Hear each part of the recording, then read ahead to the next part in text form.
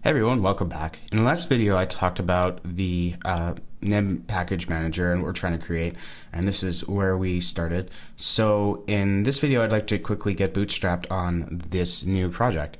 So I've located the package JSON. This is where you'll need to go to get it, and once again we found that in the last video.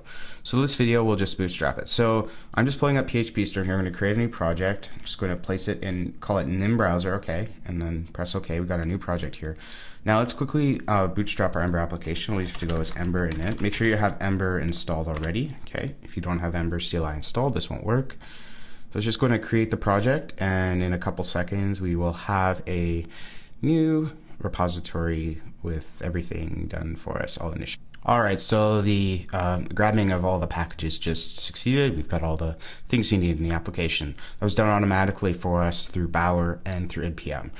So to get started, let's set up our configuration. The first thing we'll need to do is I like to put in my editor config defaults here. So in this case, I don't like two spaces. I like to have tabs. So I just replace 2 with 4 and then replace all, make sure they're words. Next thing I'll do is I'll go space and replace that with tab. Now this is just some sort of configuration coding standards that I like to go with. Okay, next of all, we need to take a look at the application itself. So remember, this is how an Ember CLI application is structured. We've got app, router, and the index is just there as a sort of, so they're using spaces instead of tabs. So let's fix that. First thing we'll need to do though is make sure we have our project set for ES6, because by default it's ES5. So just click here and change JavaScript version to ES6. Okay, so that'll just happen. It takes a couple seconds, and even though it's highlighted, it has worked. So we can just click here again once it finishes. All right, so I'm just going to go Control-L and reformat everything, all files under app. And like so, all of our files are now using tabs. So this is great. We've got all of our, one other thing, we don't like a single quote, so I'm just going to just replace these here. So Control-R, and then replace all, and this is now meeting our coding standards. Okay. So now that we've configured the index file, let's take a look at these files here, and it looks like we're all good except for one problem. We've got single quotes. We want to replace that. In the future, I might create a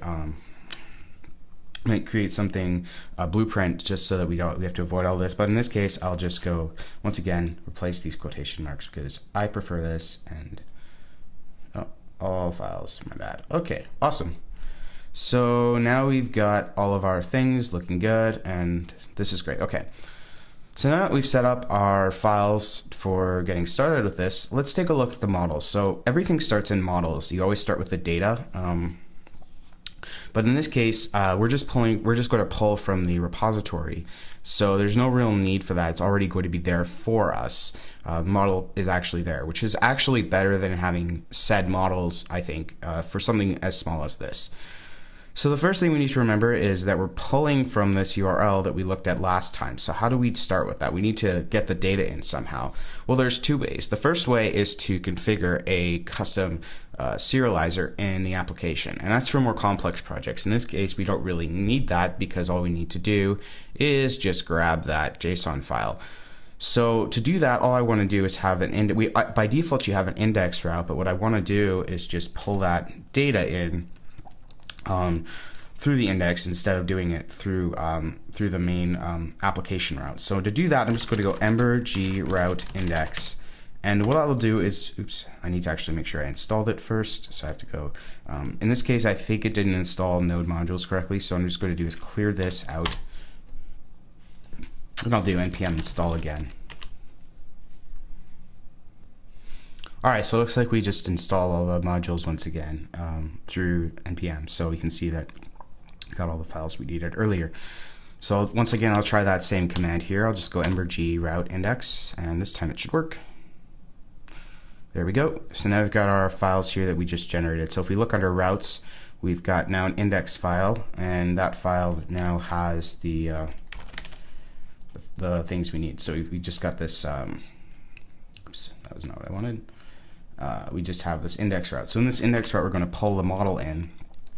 In this case, all we need to do is every route has a model, so all we need to do is go model and return the promise of the jQuery promise. So all we need to do is go return, and we can go Ember.Ajax. Actually, there's a better way to do this. I was thinking about this the other day. Just use the built-in IC Ajax. So import Ajax from IC Ajax, which is what Ember CLI internally uses. All we need to do is return Ajax, and we can. It's basically the shorthand. It's the same syntax as jQuery. You can just go return Ajax and pass it an object. For in this case, it'll have a type, which is going to be get. I'm going to go type it, pass in a URL, which once again is the same as we had before. Oops. I'm just going to pull that in here and grab that. Control C, Control V, or Command C. Oops. Just screw that up again. There we go. So that'll grab that package, and then we're going to go data type, which is just failsafe.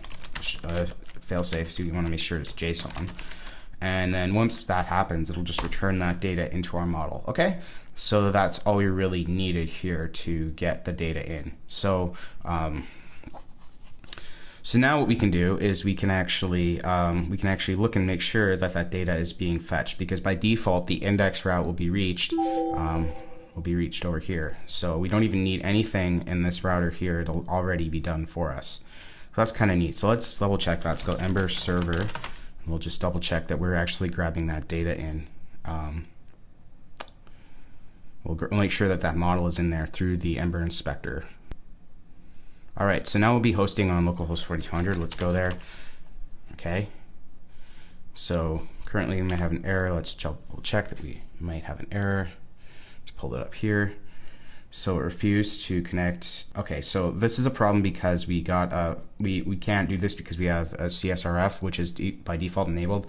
So I'll have to just fix that quickly. One other thing I noticed that PHP Storm is reloading all the temp directories, so we have to go back into the project settings and just fix that quickly. So let's go project and directories. We'll have to set this up quickly. So app is where all of our sources are loaded. We've got config, which isn't really necessary, but we do have resources under public. We've got excluded, which should be the temp folder, and our tests are obviously under tests. So that'll make things a little bit clearer for anyone else who looks at our project. Also, it'll make sure that PHP Storm doesn't re-index right there. So to fix the CSRF problem, we have to go into our config, which is located under the config folder and environment. I'm just going to format this quickly again, and of course do my fun thing with that. Okay, so now we've got here our Ember environment, and the one thing that we need to do is add a CSRF configuration. So to do that, I'm just going to reference one of my other projects here. So to get CSRF working properly, what we'll have to do is just paste in a CSRF object here, and what we'll do is we'll just put it right after location type. In this case, it's just an older version of what I had earlier. We need to actually set the connect source. In this case, we don't need any of this Google stuff, which was from an earlier project. Just leave that there, and everything looks okay. I might just remove these here. So instead of this, we're just going to want a connect source of the static. Let's just double check that. It's supposed to be raw.github user. So it's really github-user-content.com that we want to allow. So just put a star in there. I thought it was static something, but star, which means any subdomain GitHub. So that should be good. Now we can get rid of any of this stuff. Maybe we won't gravatar later, so I'll leave that in. Yeah, probably. So awesome. So, and yeah, you might want fonts, so I'll leave that in. Okay, awesome. So now I'll just refresh, and hopefully this will be a problem anymore. This actually appears to be a problem with the raw GitHub user content. Let's take a look. If I request it here, it comes in properly, but the request headers are not valid.